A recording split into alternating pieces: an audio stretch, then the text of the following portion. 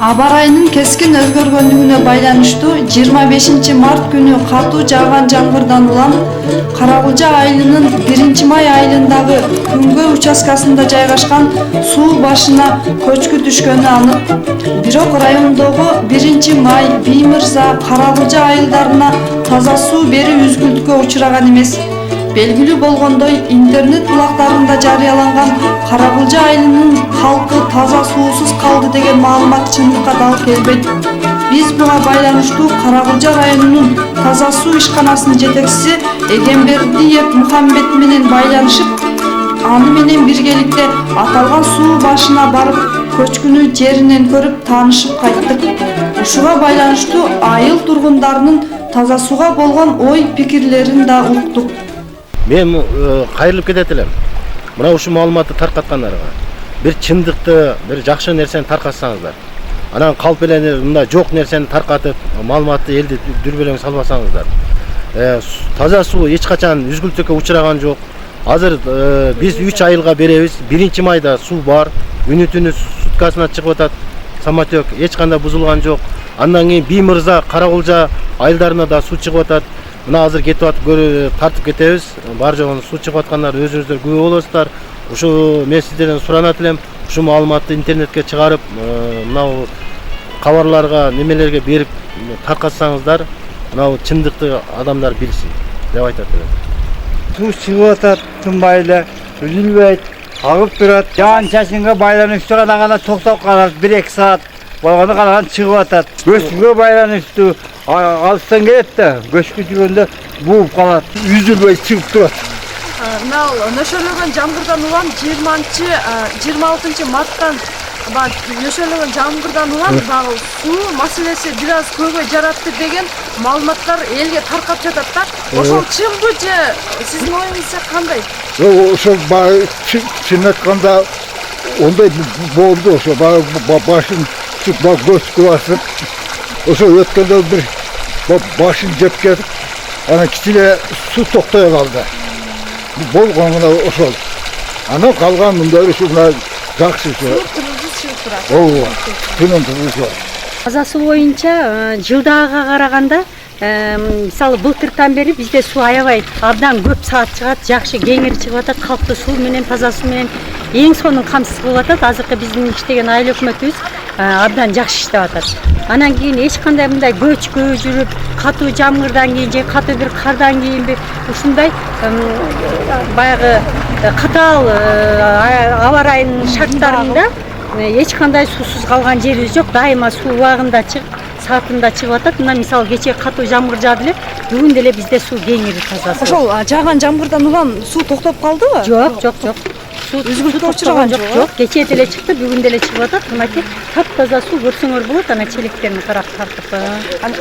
Бизде таза суу эмне Каракулжада Абдулла Каримов атындагы детсадта иштейм. Бизде мындай таза суу чыгып турат.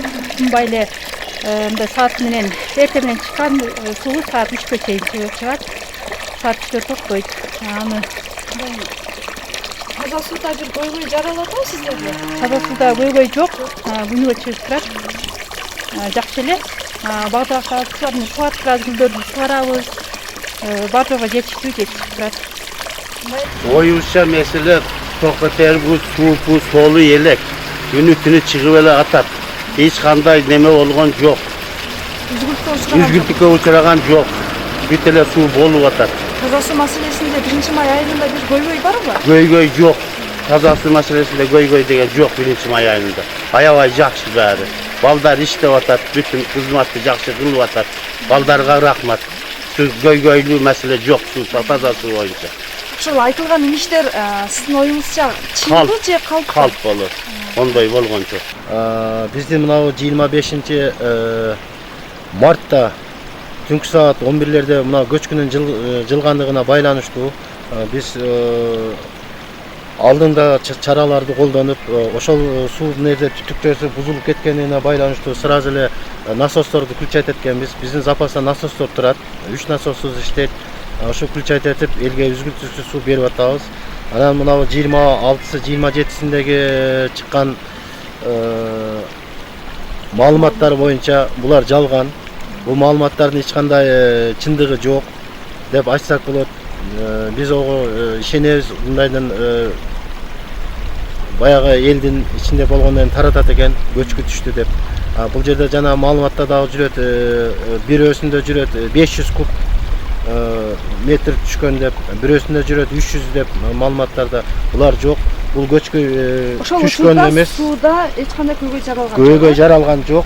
Мына көрүп атасыздар, бул көчкү ондай түшкөн эмес, только жылган көчкү. Бул көчкү былтыр бар болчу, былтыр действительно түшкөн. Жолдор тазаланып, башка болуп, линиялар мына жерде жаңыдан башкадан курганбыз.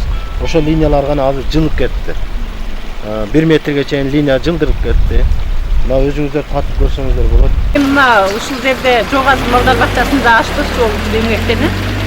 Бизде суу жакшы, жолдон чыгат, эми жолдон чыкса деле солбай жакшы чыгып турат убагында. Бул жерден ташып ичебиз. Суулар жакшы. Быйылкы жылы бизге абдан жакшы, суу жакшы. Эч убакта суу токтогон жок.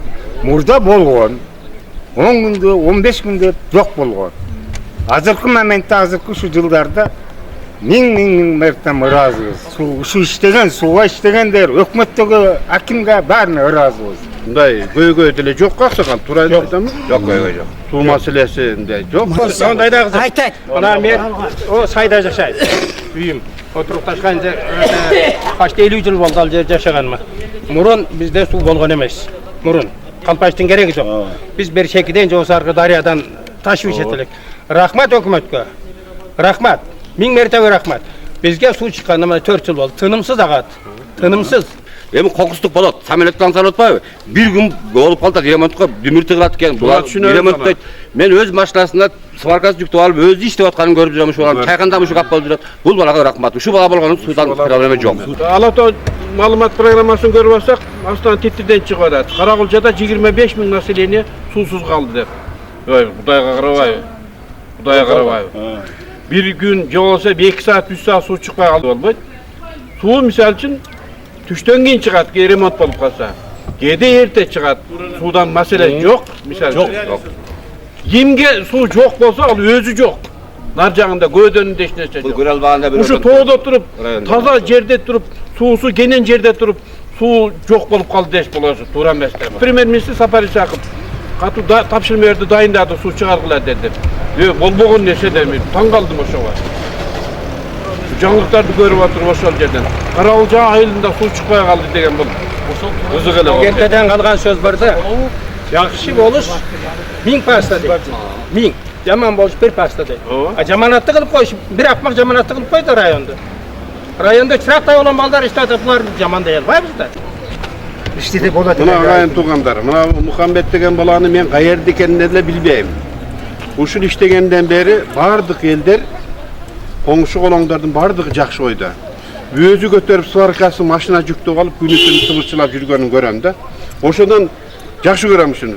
Мындай болпойуп жүргөн менен Кудай берген баладан убагында Карагулжада суусу жок. Кандай продукттарды көрүп жүрдүк ушундай жерде. Кыйынчылыктар болгон, а? Кыйынчылыктар көп эле болгон.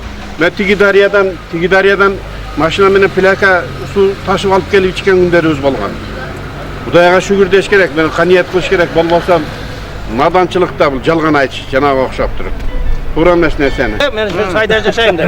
Ошо сайда Жигитке ыраазы. Себеби Жүргөн экен да суну жетекчи. болбой калышы мүмкүн. Бул ремонт иштери болуп калат.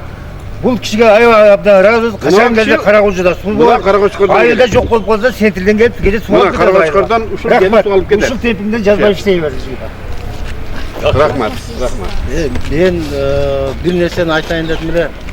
Мынау кечеги жаңылыктарда, башка да маалыматтарда интернетке ушундай чыгып кеткендигине байланыштуу. Бизде 25 мартта түнү менен көчкү жылган.